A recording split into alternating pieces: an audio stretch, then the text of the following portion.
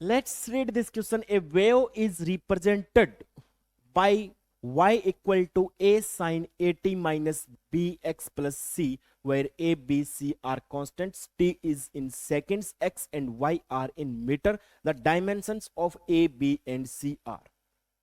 देखिए, अगर कोई भी ट्रिग्नोमेट्रिक फंक्शन है, कोई भी ट्रिग्नोमेट्रिक फंक्शन,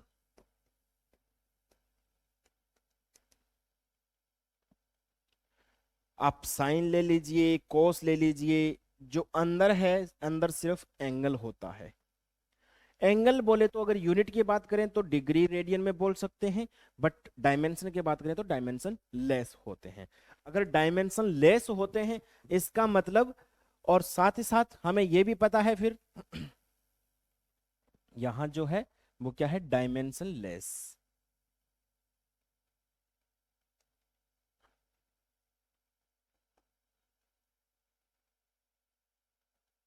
राइट तो अगर यहां हम देखें, इसका मतलब ये भी डायमेंशन लेस होना चाहिए, ये भी डायमेंशन लेस होना चाहिए, और ये भी डायमेंशन लेस होना चाहिए, क्योंकि जो माइनस प्लस है, एडिशन का जो कॉन्सेप्ट है सेम डायमेंशन को ही ऐड कर सकते हैं, तो सारे सबकी डायमेंशन कैंसिल होनी चाहिए, है ना। तो अगर मैं यूं बोलूं कि 80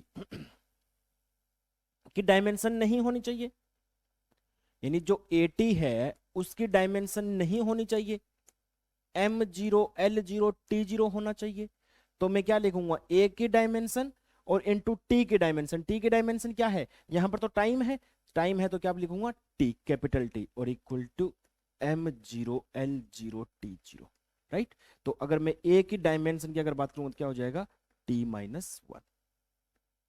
राइट, यानी t-1 से t का मल्टीप्लाई कर दूंगा तो डायमेंशन खत्म हो जाएगी। वैसे यहां पर x की क्या है, l, है ना, तो अगर b को मैं l-1 रख दूं तो कैंसिल हो जाएगा और c यहां पर साथ में कुछ है ही नहीं, तो खुद ही क्या हो जाए, m0 l0 t0 हो जाए।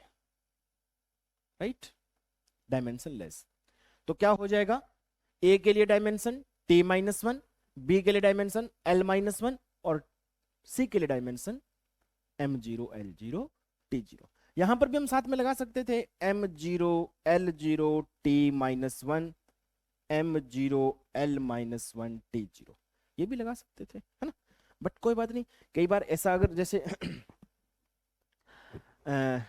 बहुत जगह अगर मास है ही नहीं यूनिट में, डायमेंशन में, तो उसको हम m को लिखते ही नहीं है अक्सर, है ना।